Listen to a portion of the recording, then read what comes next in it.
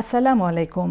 আমাদের দেশের বেশিরভাগ বাবা মারই একটি কমন কমপ্লেন হচ্ছে আমার বাচ্চা কিছু খেতে চায় না। শিশুদের খাবারে অনীহার অনেকগুলো কারণ রয়েছে, তবে এর মধ্যে প্রধান কারণগুলো হলো বাচ্চাকে জোরপূর্বক খাওয়ানো বা ফোর্সফুল ফিডিং।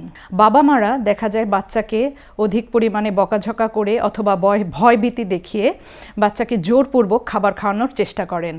এতে বাচ্চার খাবারের প্রতি এক ধরনের ভীতি, বিরক্তি বা ক্রোধ তৈরি হয়, যা বাচ্চাকে খাবার থেকে দূরে সরিয়ে রাখে। দ্বিতীয়ত, মোবাইল বা যে কোনো ধরনের ডিভাইস দেখিয়ে খাওয়ানো। এতে করে বাচ্চার খাবারের যে স্বাদ বা টেস্ট, এটা বাচ্চা ঠিকমতো বুঝতে পারে না। এর ফলে খাওয়ারের পরে আমাদের ব্রেনে তৃপ্তির যে সিগন্যালটা যায়, এই ধরনের বাচ্চার এই ধরনের সিগন্যালগুলো তার কাজ করে না, অর্থাৎ সে খাবারের স্বাদটা ঠিকমতো তার ব্রেন নিতে পারছে না। তাছাড়া বাইরের যে কোনো খাবার, যেমন যে কোনো ধরনের জাঙ্ক ফুড, যেমন স্ন্যাক্স, তারপরে আইসক্রিম, চকলেট বা যে কোনো ধরনের প্রসেসড ফুড, এগুলোর প্রতি শিশুদের এক ধরনের আসক্তি কাজ করে।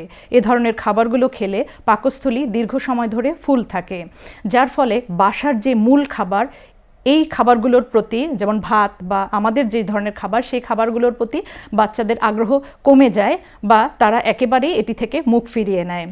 এছাড়া কৃমির সংক্রমণও বাচ্চাদের ক্ষুধামন্ধার একটি অন্যতম কারণ। শরীরে আয়রন বা জিঙ্কের ঘাটতি থাকলেও অরুচি দেখা যায়। এছাড়া যদি দীর্ঘমেয়াদী কোনো অসুখ থাকে, যেমন লিভার বা কিডনির অসুখ অথবা ক্যান্সার রোগ থাকলেও শিশুদের অরুচি দেয়। সর্বোপরি যদি বাচ্চা অপুষ্টির শিকার হয়, সেখানেও বাচ্চার ক্ষুধামন্ধা দেখা দেয়। কখন আপনি ক্ষুধামন্ধা কী মাত্রায় দেখলে ডাক্তারের শরণাপন্ন হবেন, তাও জেনে রাখা প্রয়োজন।